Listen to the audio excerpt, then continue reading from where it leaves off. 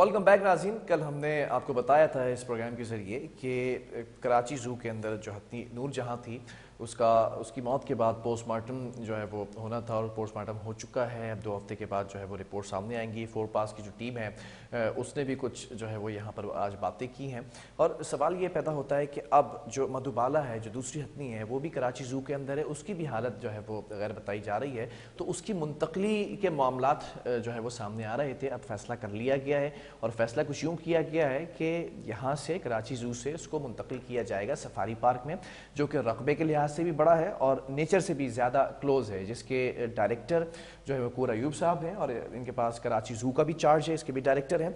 हमारे साथ on call भी मौजूद हैं कूर अयूब साहब। बहुत शुक्रिया ज्वाइन करने के लिए कूर साहब। सबसे पहले मैं जानना चाहूँगा, क्योंकि कल तमाम चीज़ों के ऊपर आप ब्रीफ कर चुके थे, क्या कुछ कैसे हुआ, आज की अहम डेवलपमेंट के हवाले से बात कर लेते हैं। सबसे पहले मधुबाला के ऊपर बात कर लेते हैं फोकस्ड होके कि मधुबाला को मुंतकिल करने की बात आ चुकी है, ऑर्डर्स हो चुके हैं, कैसे किया जाएगा, स्ट्रैटेजी क्या है, क्योंकि इसके ऊपर बड़े सवाल उठ रहे हैं कि कैसे किया जाएगा।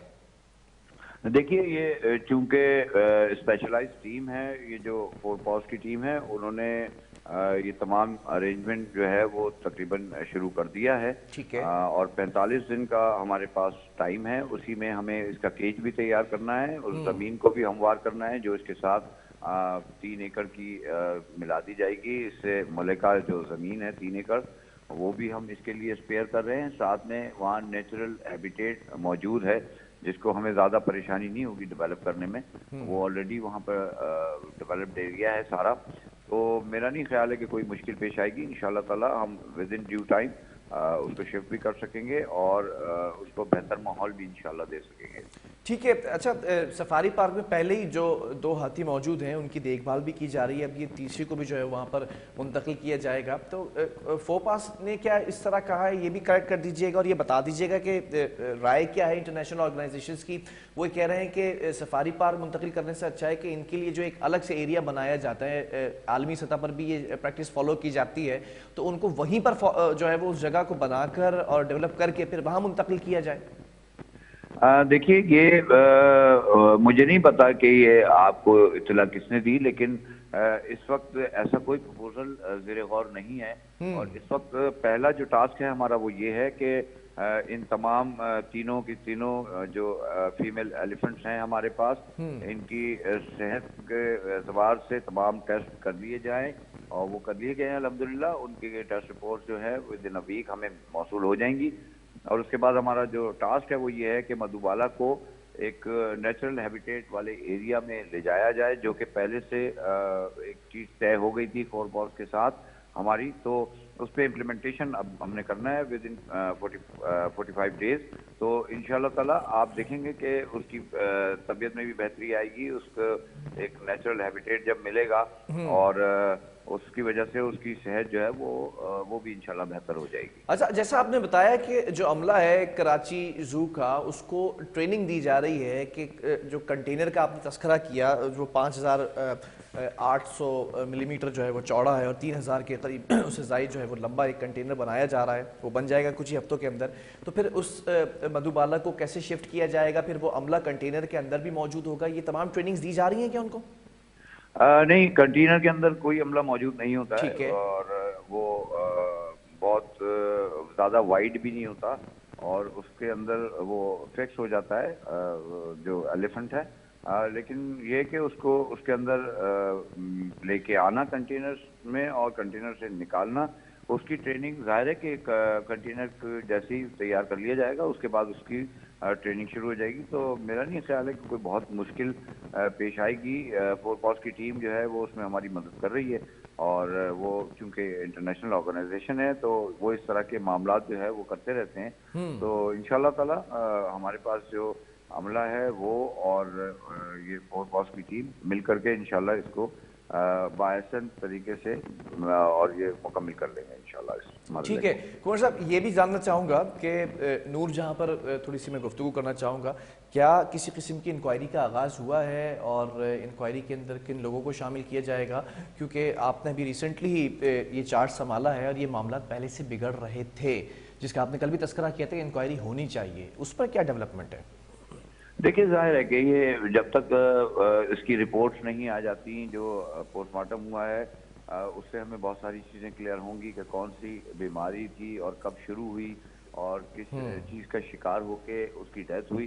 وہ تمام چیزیں جب واضح طور پہ ہمارے سامنے ہوں گی تو اس کے بعد ہی یقیناً انکوائری جو ہے وہ کنڈکٹ کی جائے گی اور ذمہ داران کو یقیناً اس میں جو نامزد کیا جائے گا ان کو سزائے بھی ٹھیک ہے انشاءاللہ تعالیٰ ضرور ملنی چاہیے. چلیں دیگر جانوروں کے حوالے سے بھی ایک کامنٹ آپ کا چاہوں گا کہ جو ایک تو خیر ہم نے ایلیفنٹ کی بات کی ہے اور جو کراچی زو کے اندر دیگر جانور ہیں ان کے نیچرل ہیبیٹیٹ کے لیے کن چیزوں پہ غور کیا جا رہا ہے؟ اس میں بے تحاشا کام ہونا ہے اور انشاءاللہ تعالیٰ جیسے ہی میں اب تھوڑا سا ہم ریلیکس ہوئے ہیں ان تمام مسائل جن کا شکار ہم تھے پچھلے دنوں تو انشاءاللہ تعالیٰ بہت جلد آپ کو یہ اطلاع ملے گی کہ ہم باقی جو جانور ہیں جتنے بھی ہمارے پاس اینیمل موجود ہیں ان کی صحت کے متعلق بھی ایک پوری کمپریہنسو رپورٹ میں نے مانگی ہے. انشاءاللہ ایک آدھ ویک میں وہ بھی کمپلیٹ آ جائے گی.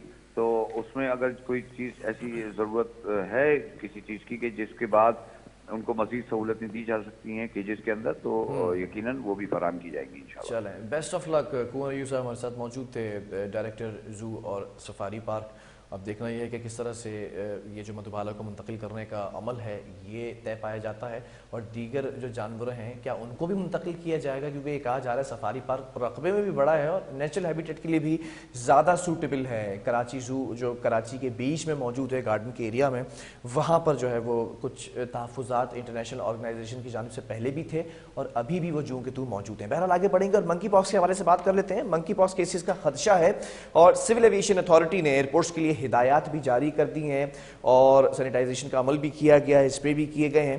اب کچھ چیزیں جو ہے وہ واضح کی گئی ہیں وہ بھی آپ کے سامنے رکھیں گے کہ ہدایات کیا جاری کی گئی ہیں, لیکن سب سے پہلے یہ جاننا انتہائی ضروری ہے کہ یہ منکی پاکس ہے کیا اور یہ کن کن ممالک کے اندر جو ہے وہ تیزی سے پھیل رہا ہے اس وقت اور پاکستان کے اندر اس کی جو ہے وہ کیا اس وقت کرنٹ سچویشن ہے, کیونکہ یہ کہا جا رہا ہے کہ یہاں پہ بھی جو ہے وہ خدشات پیدا ہو چکے ہیں. ہمارے ساتھ سابق سیکرٹری جنرل پی ایم اے ڈاکٹر قیصر سجاد آن کال موجود ہیں. ڈاکٹر صاحب بہت شکریہ, ہمیشہ آپ جو ہے وہ مختلف جب موضوعات ہوتے ہیں تو اس پر آگاہی دیتے ہیں ویورز کو.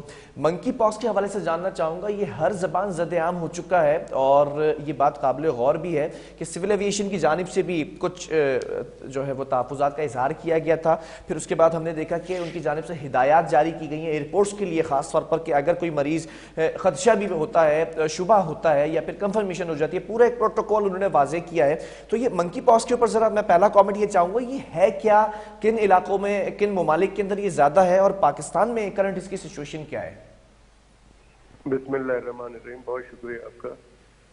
یہ ایکچولی وائرل ڈیزیز ہے اور ساؤتھ افریقہ کے اندر بیسیکلی یہ بہت زیادہ وہاں پہ کیسز ہوتے ہیں اور ابھی یہ انفارچونیٹلی سعودی عربیہ میں چونکہ عمرے میں بہت سارے لوگ بہت سارے ممالک سے ساؤتھ افریقہ سے بھی لوگ آتے ہیں تو وہ پھر یہ کسی کو لگتا ہے وہاں پہ اور پھر وہ کچھ کیسز یہاں آ گئے ہیں جو منکی پاکس انفیکٹڈ ہیں اور کچھ 20-25 کیسز تو یہ مطلب ڈیٹیکٹ ہو گئے ہیں اسلام آباد میں اور ہو سکتا ہے کہ اور دوسرے شہروں میں بھی ہو لیکن بہت زیادہ شدت نہ ہو اس لیے پتہ نہیں چلتا. چونکہ یہ وائرل ہے تو یہ یقیناً ایک سے دوسرے میں لگتا ہے اور اس میں سمٹم جو شروع کی علامات ہے وہ یہی نزلہ زکام اور گلا خراب ہوتا ہے, بخار تیز ہو جاتا ہے. تو اس وقت لوگوں کو یہ نہیں پتہ لگتا کہ جی یہ منکی پاکس ہے یہ کیا ہے, لیکن جب وہ ریشز نکل آتے ہیں جیسے اسمال پاکس یا میزلز کی طرح اور اس کے اندر پس ہو جاتا ہے, پیپ بھر جاتی ہے اور پھر وہ آہستہ آہستہ پھٹتا ہے اور پھر اس میں ٹائم لگتا ہے تو 2 ہفتے میں خود بخود سیٹل ہو جاتا ہے. کچھ لوگوں کو 3 ہفتے تک ہوتے ہیں. ٹھیک ہے. تو اور گلینڈ جو لمف نوڈز ہوتے ہیں جسم کے وہ بھی پیلپیبل یا وہ بھی بہت پینفل ہوتے ہیں, بہت درد کرتے ہیں اور بڑھ جاتے ہیں, سوجن ہو جاتی ہے اس کے اندر. تو بیسیکلی یہ ہے پاکستان میں. ٹھیک ہے. اچھا ڈاکٹر صاحب یہ جاننا چاہوں گا ویکسینیشن کے حوالے سے ذرا بات کر لیتے ہیں. یہ بڑے سوالات اٹھ رہے ہیں, کیا اس کی ویکسین موجود ہے, کیا یہ کیوریبل ہے؟ یہ اس کی ویکسین بالکل 100% موجود ہے پاکستان میں، لیکن نہیں ہے. اور یہ ویکسین جیسا کہ یہ بتایا گیا ہے اور میں نے بارہا کہا ہے کہ یہ بہت ریئر ڈیزیز ہے. یہ کوئی ایسی پریشانی والی بیماری نہیں ہے جس میں کہ ہمیں بہت زیادہ پریشان ہونے کی ضرورت ہے. ہاں یہ ضرور ہے کہ یہ پریشان کرتا ہے. جس کو مونکی پاکس ہو جاتا ہے وہ بہت تکلیف میں رہتا ہے، لیکن یہ اس طرح کا کووڈ کی طرح نہیں ہے کہ یہ پھیپڑے میں چلا گیا اور اس کے بعد انتقال کر گیا، یا کڈنی خراب کر دی اس نے، یا دماغ میں چلا گیا. اس میں اتنا وسراس انوالو نہیں ہوتے ہیں. تو اس کے اندر یہ ضرور ہے کہ اس کی روک تھام کے لیے ویکسین لگائی جاتی ہے، لیکن ویکسین بھی سب کو نہیں لگائے جاتے. ویکسین ان کو لگایا جاتا ہے جو آلریڈی بہت ساری بیماریوں میں مبتلا ہوتے ہیں، بہت ویک ہوتے ہیں، بہت زیادہ اس میں کینسر کے مریض ہیں، یا اور دوسرے بیماریوں میں مبتلا ہے، یا شوگر کے بہت ٹرمینل اسٹیج پہ ہے. تو ان کو یہ ویکسین لگائی جاتی ہے کہ اگر اس کے ساتھ ساتھ ان بیماریوں کے ساتھ ان کو مونکی پاکس بھی ہو گیا تو وہ صحیح نہیں رہتا ہے. اور اس طرح کے لوگ. اچھا ڈاکٹر صاحب، ذرا آپ نے بات کی نا بیماریوں کے حوالے سے، اب ہم خاص طور پہ اسپیسیفکلی پاکستان کو اگر دیکھ لیں تو یہاں پر جن بیماریوں کی یہ جو وبا ہے جس طرح سے پھیلی ہوئی ہے، اور پھر ویوز کے اندر آتے ہیں، ہم نے دیکھا کہ کرونا بھی یہاں پر موجود ہے، ڈینگی بھی ہے، ابھی سیلاب کی کنڈیشن کی وجہ سے ملیریا بھی ہے، پھر ٹی بی کے بھی کیسز کچھ جو ہے وہ زیادہ رپورٹ ہوئے ہیں. یہ تمام جو اس وقت بیماریاں ہیں، اور پھر ہم نے دیکھا کہ کرونا کی وجہ سے لوگوں کا امیون سسٹم ویک ہوا ہے، جو متاثر ہوئے ہیں. تو پھر حکومتی سطح پر کون سے ایسے پریکاشنری میئرز لیے جا رہے ہیں کہ ان کو روکا جا سکے؟ دیکھیں، یہ پورے ملک کے اندر، پورے دنیا میں یہ صورتحال ہے کہ یہ کیسز، پولیو کے کیسز، ٹی بی کے کیسز دوبارہ ہو رہے ہیں. اور یہ جو بظاہر یہی ریسرچ میں بات آ رہی ہے کہ جو قوت مدافعت ہے یا امیونٹی جو ہے وہ کووڈ میں لوگوں کی بہت کم ہو گئی، جس کی وجہ سے یہ جو بیکٹیریا ہے یا جو وائرسز ہیں وہ زیادہ اٹیک کر رہے ہیں اور وہ نقصان پہنچا رہے ہیں. لیکن ایسا نہیں ہے کہ بہت زیادہ اس کے کیسز ہیں ٹی بی کے یا اور بیماریوں کے. کرنا یہ چاہیے کہ انڈیویجول طور پہ اور حکومت کی سطح پہ ہم جتنا زیادہ پولوشن کو، گندگی کو اور ان تمام چیزوں کو جو کہ بحیثیت مسلمان کے ہمیں پتہ ہے کہ صفائی ایمان ہے. اور یہ کرونا نے بھی ہمیں بہت کچھ چیزیں سکھائی کہ ہمیں صفائی پر رہنا چاہیے، ہماری صفائی کا اہتمام کرنا چاہیے. اور جو ماسک کا ایک بہت اچھا لیسن ہمیں ملا ہے کہ خاص کر یہ جو چیزیں ہوتی ہیں کہ جیسے ابھی مونکی پاکس آیا ہے تو اس میں آپ ماسک لگا کے رکھیں. اگر کسی کو کوئی پرابلم ہے یا سمپل نزلہ زکام فلو بھی ہے تو بھی آپ کو وہ نہیں اٹیک کرے گا. تو یہ بہت ضروری ہے، خاص کر وہ لوگ جو کہ نزلہ زکام میں مبتلا ہیں، ان کو پتہ نہیں ہے کہ ان کو مونکی پاکس ہے یا بالکل یہ ایک بڑا ایشو ہے کرونا ہے.